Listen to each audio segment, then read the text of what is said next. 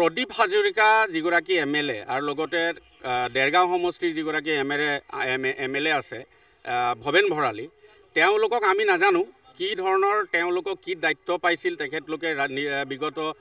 লোকসভা নিৰ্বাচনৰ যিটো প্ৰতিবেদন তেখেতলোকে দাখিল কৰিছে তাত তেওঁলোকে দুৰ্ভাগ্যজনকভাৱে উল্লেখ কৰিছে বিশেষকৈ চাহ বাগিচাৰ লোকসকলৰ কথা তাত আচ্ছাৰ কথা উল্লেখ কৰা আমি দেখিবলৈ পাইছোঁ সংবাদ মাধ্যমত প্ৰচাৰিতও হৈছে দুৰ্ভাগ্যজনকভাৱে এটা কথা তেখেতলোকক ক'ব বিচাৰোঁ আচলতে তেওঁলোক আমি ভাবো তেখেতলোকে বিজেপি আৰু এজিপি দুইটাই আসলতে মিত্ৰজোঁটৰ চৰকাৰ চলাই আছে আৰু কৰবাত নকৰবাত তেখেতলোকৰ নিজৰ দলীয়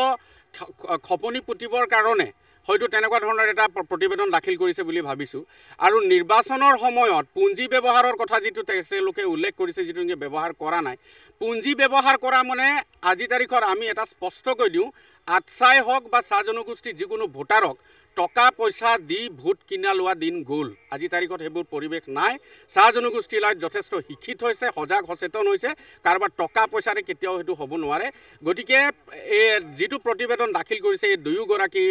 এজিপি নেতাই কওক বা যিসকল এমএলএ বিধায়ক আছে এইটো ভিত্তিহীন হয় আৰু তেখেতলোকে আচলতে কি যদি তেনেকুৱা ধৰণৰ পৰিৱেশ আছিল যদিহে তেনেকুৱা ধৰণৰ টকা পইচা লেনদেন হৈছে আমিতো আমাৰ জিলা পৰ্যায়ৰে হওক বা আমাৰ প্ৰাথমিক পৰ্যায়ৰ আচ্ছাৰ কৰ্মকৰ্তাৰ লগত আমি যিটো সঘনাই যোগাযোগত আছোঁ আমিতো কোনো ধৰণৰ তেনেকুৱা পৰিৱেশ দেখা নাই বা আমাৰ আচ্ছা কৰ্মকৰ্তা টকা পইচা লোৱা নাই বাগিচাৰ চৰ্দাৰসকলৰ কথা কোৱা হৈছে আমি নাজানো এইবিলাক কথা আৰু যদি তেওঁলোকৰ ওচৰত প্ৰমাণ আছে তেতিয়া ৰাজহুৱা কৰক আমাৰ কাৰণেও ভাল হ'ব আমাৰ মাজত যদি কোনোবা তেনেকুৱা ধৰণৰ ব্যক্তি আছে নিশ্চিতভাৱে তেওঁলোকৰ ওপৰত এটা বিহিত ব্যৱস্থা লোৱা হ'ব এই কথাটো তেখেতলোকক অকল খালি অভিযোগ আনি দিলে নহ'ব স্পষ্ট কৰিবৰ কাৰণে আমি তেখেতলোকক আহ্বান জনাই তেখেতৰ স্বাক্ষৰ আছে তাত